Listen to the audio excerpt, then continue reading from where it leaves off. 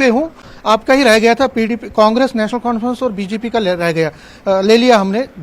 PDP आपने भी एक छोटा सा बात की, उन्होंने, आपने कोई ज़्यादा लंबी तकरीर नहीं की, आपने क्या बताने की कोशिश की? हमने कहा कि इस वक्त पूरे मुल्क में ताज़ियत है, पूरे कंट्री में people are sad, it's a national tragedy and we stand with the nation. I think it's important that what happened in Pahalgam is an act against humanity और collectively इसको मज़हब की नज़र से ही नहीं, जबकि एक कम्युनिटी के लोग टारगेट हुए, बट अनफॉर्चुनेट एक्ट है और ऐसे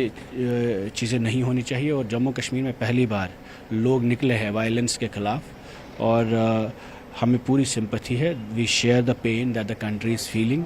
and we are part of this pain and we have strongly condemned from Jama Masjid to Lal Chowk to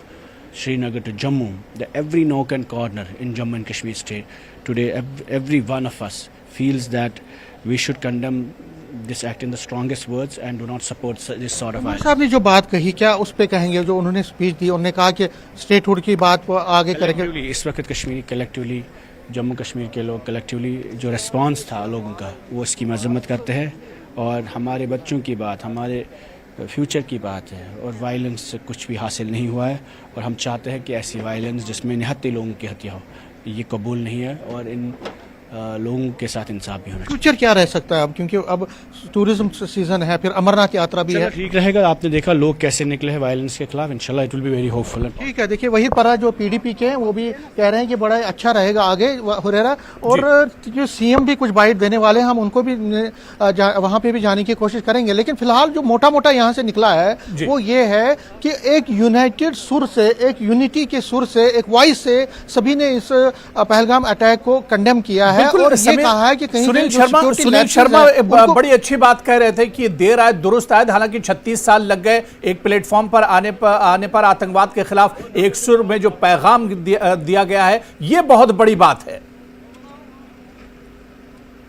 हाँ बिल्कुल, आपने सही कहा, 36 साल लग गए और उमर अब्दुल्ला ने भी यही कहा कि अगर ये अटैक हुआ हम सब ग्रीफ में हैं, हम सब दुखी हैं, लेकिन इस अंधेरे में